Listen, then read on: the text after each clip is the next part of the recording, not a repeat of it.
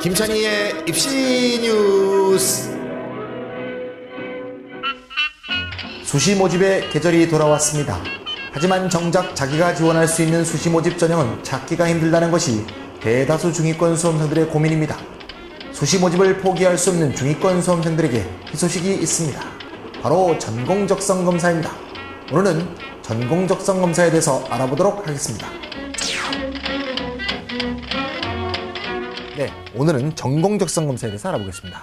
전공적성 검사는 건 수시 모집의 한 전형 방법이다, 이렇게 얘기할 수가 있겠죠. 기본적으로 수시 모집에서 상위권 학교의 경우, 상위권 학교, 상위권 학과의 가장 많은 전형 방법은 논술형 전형이죠. 근데 말이죠, 논술이라는 게 좀 어렵잖아요, 쓰기가요. 문과생의 경우에 논술을 길게 쓴다, 좀 만만치 않은 일이고요.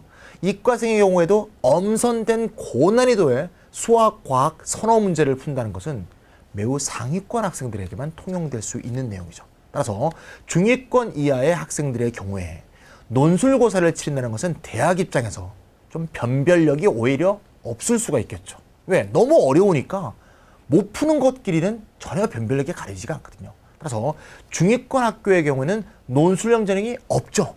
그 논술형 전형 대신 있는 게 뭐냐? 그게 바로 전공적성 검사다, 이렇게 얘기하시면 되겠습니다.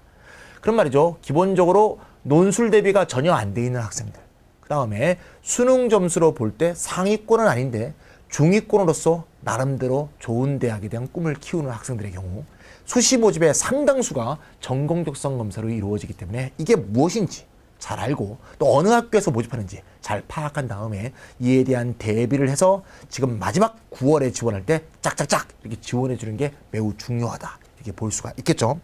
한마디로 전공적성 검사가 뭐냐? 약식 수능이라고 보면 돼요. 약식 수능. 수능보다 한참 좀 쉬운, 수능보다 쉬운 수능 시험을 학교에서 수시의 대학별 고사로 보는 겁니다. 수능용하고 약간 비슷한 면도 있는데 좀 짧고요, 조금 쉽고요. 그 다음에 학교에 따라서는 언수외를 다 보는 경우도 있지만 언수만 본다든가 언외만 본다든가 이런 식으로 과목이 다르게 설정되는 경우가 많습니다. 자, 그런 말이죠. 이런 의문이 들죠. 아니, 수능으로 그냥 점수로 해서 뽑으면 되지, 뭐 이렇게 약식 수능이라는 전공적성 검사를 또 보느냐? 제가 늘 얘기했죠. 대학이 수시를 보는 이유가 뭐냐? 정시에서 뽑으려고 하니 우수 학생을, 자기 학교 입장에서 볼 때 우수 학생을 자기 윗학교한테 다 뺏기니까 윗학교한테 뺏길 애들을 미리미리 뺏어가고 속아가기 위해서 수시 제도라는 것을 활용하고 있는데, 중위권 학교의 경우에는 논술고사를 칠 수 없는데, 그런데 애 성적은 봐야 될 거 아니야? 애 실력에서 대학이 가장 중요시하는 건 뭐다? 수능 점수인데 수능 점수를 보려면 정시로 뽑을 수밖에 없잖아요. 따라서 수시로는 뽑아야 될 텐데 수능 점수로 표현되는 애의 실력을 평가하려고 하니 전공적성 검사라는 약식 수능의 편법이 동원되게 되었다는 얘기가 되겠죠. 따라서 수능 비슷한 시험을 미리 쳐서 수능에서 좋은 성적이 나올 만한 애를 미리 속아가기 위한 방법, 이게 전공적성 수시다, 이렇게 이해하시면 되겠어요. 전공적성 검사 초기에는 말이죠, 전공적성 검사가 좀 IQ 테스트 비슷한 거였어요. 공간지각, 추리지각, 논리지각 뭐 이런 거를 내면서 좀 말장난 같은, 좀 IQ 테스트 같은 거 이런 걸 많이 봤는데 어느덧 세월도 많이 흐르고 교과부에 별로 통제나 감시도 없는 상황에서 이미 약식 수능으로 대부분이 다 변질되어 있는 상황입니다. 따라서 특별히 전공적성 검사를 대비를 안 했는데요, 이런 말을 할 필요가 별로 없어요. 왜냐하면 논술은 대비 안 해놓으면 참 쓰기 어렵습니다만 전공적성 검사는 어차피 정시 수능 대비를 해왔기 때문에 수능 대비를 꾸준히 해왔다면 전혀 두려움 없이 접근할 수 있다는 거죠. 다만 자기가 지원하려는 대학교의 기출문제는 다 좀 풀어봐야겠습니다. 왜냐하면 유형을 좀 알고 들어가면 훨씬 더 심적인 안정감이 줄 테니까. 그래서 특별히 다른 많은 대비가 필요하지 않으니까 자신의 정시 점수를 먼저 체크해보고 자신의 정시에 6월, 9월 모의평가의 정시 기준으로 해서 볼 때 내가 갈 수 있는 대학이 쭉 볼 때 정시로 이게 전공적성 검사를 보는 학교하고 이렇게 중첩되어 있다고 본다면 반드시 수시 전공적성 검사를 보는 학교를 반드시 응시해야 된다. 그것도 많이 응시해야 된다. 이 점을 잊지 않으시면 되겠습니다. 자, 전공적성검사 2012학년도의 특징을 몇 가지 요약한 말이죠. 첫 번째, 실시 대학 및 선발 인원이 증가하고 있습니다. 계속 증가할 겁니다. 이미 올해 20개 대학에서 실시합니다. 전체 선발 인원이 무려 11,000명가량 됩니다. 매우 많이 뽑고요. 대부분의 대학에서 수능 최저학력 기준을 보지 않습니다. 보는 학교가 몇 개 없어요. 나중에 또 보겠습니다. 자세히. 몇 개 없기 때문에 최저학력 기준 신경 쓰지 말고 지원할 수 있다. 안 보는 이유는 여러 가지가 있는데 일단 중위권 대학이기 때문에 적절한 최저학력 기준을 정하기가 좀 어려운 면이 있고요.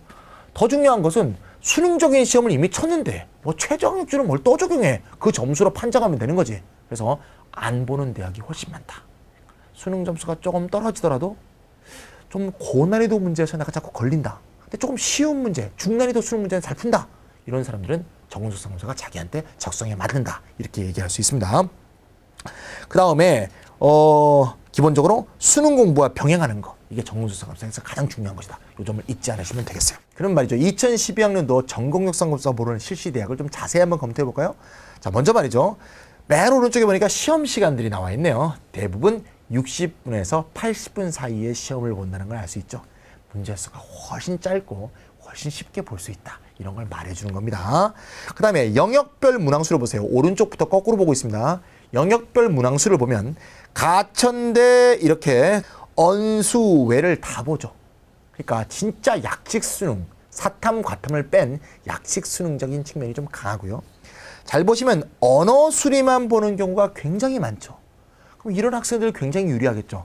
언어 수리는 한 3, 4등급 나오는데 외국어는 6등급이야.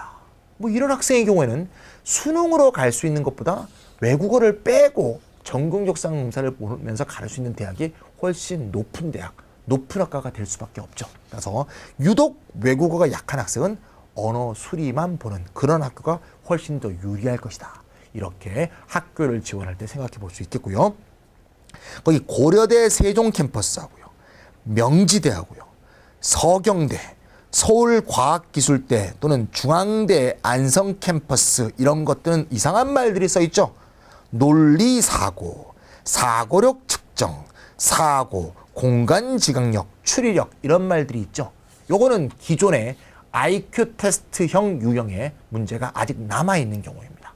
이런 경우에는 반드시 기출문제집을 사봐서 어떤 문제들이 나오는지 미리 좀 해보고 들어가면, 그렇다고 뭐 특별히 대비할 수 있는 다른 방법이 있긴 좀 어려워요. 지금 또 이 시점에서 우리가 전공적성검사를 따로 또 이 논리력, 추리력을 좀 대비하는 무슨 학원을 다닌다는 거 이거 좀 무망한 일이기 때문에 어떤 게 나오는가 미리 감각만 갖고 들어가면 그냥 보편적 정신상태를 갖고 있는 사람은 풀 수 있는 문제예요. 그래서 미리 뭔지만 알고 들어가도록 반드시 이런 학교에 지원할 때는 기출문제를 한번 꼭 풀어봐라. 이렇게 말씀드리고 싶고요.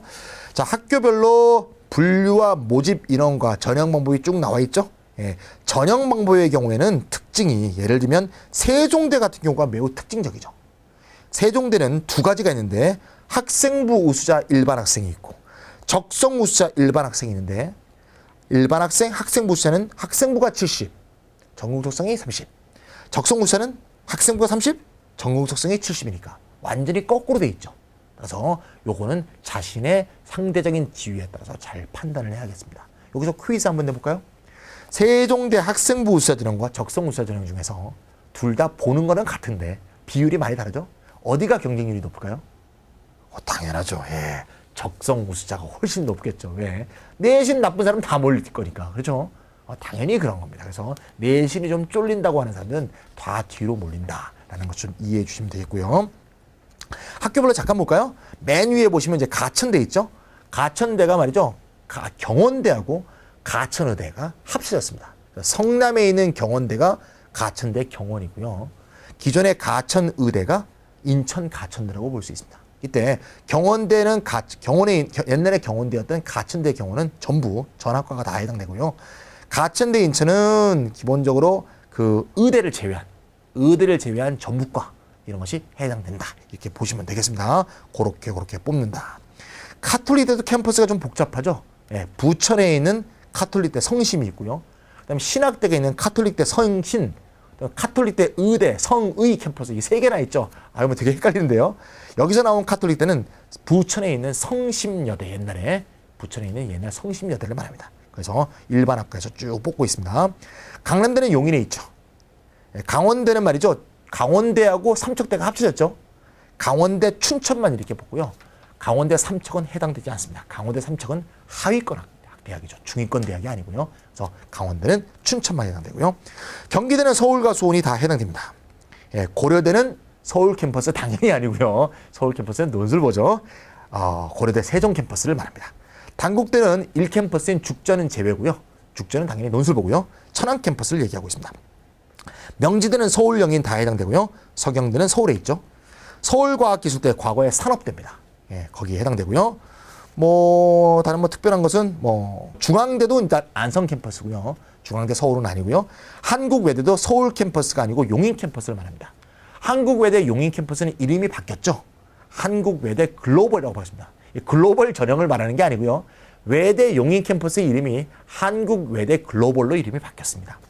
두 칸 밑에 있는 한양대도 마찬가지인데요. 옛날에 한양대 안산 캠퍼스라고 그랬죠. 한양대 안산 캠퍼스라고 하지 않고 한양대 에리카 캠퍼스라고 합니다. 어쨌건 이런 대학들이니까 대학교의 명칭과 대학교의 위치를 잘 파악해서 대학이라는 게 자기가 살고 있는 대학하고 가까운 대학도 또 굉장히 중요하죠. 그렇죠? 비슷한 대학인데 일부러 멀리 갈 필요는 없죠. 그래서 자기의 사는 위치하고도 잘 파악을 해서 지원할 때 파악을 해주시면 되겠습니다. 자, 그럼 말이죠. 여기서 이제 전공적성 실시 대학을 쭉 일람해 봤고요. 자, 그 다음에 두 번째 주제로 넘어가서 전공적성 검사의 실시 대학을 좀 분류해 봤습니다. 자, 분류해 보세요. 자, 표로 보이시죠? 위와 아래로 이렇게 나눠보니까 위는 일반 전형, 밑은 특별 전형이죠. 일반 전형과 특별 전형의 차이점은 뭐예요? 일반 전형은 지원자의 자격 제한이 없다는 거죠. 자격 제한이 없다. 누구나 지원할 수 있다. 고등학교를 나왔거나 고등학교 검정고시를 쳤거나 졸업. 어쨌건 그런 자격이 있으면 나이에 불문해서 일반적으로. 학교마다 조금씩 다르긴 합니다만 일반적으로 대부분 지원이 되는 게 일반 전형이고 특별 전형은 자격 기준이 있는 거죠. 예를 들면 사회공헌자라든가 목회자 추천이라든가 전문계 고교 출신자라든가 또는 농어촌 전형이라든가 이런 식으로 지원자의 특별한 자격 요건이 있는 게 특별 전형입니다. 따라서 특별 전형은 당연히 모집 인원이 좀 적고요. 자기가 그 전형 대상이 되는지 반드시 학교 홈페이지에 가서 확인해 보셔야겠습니다.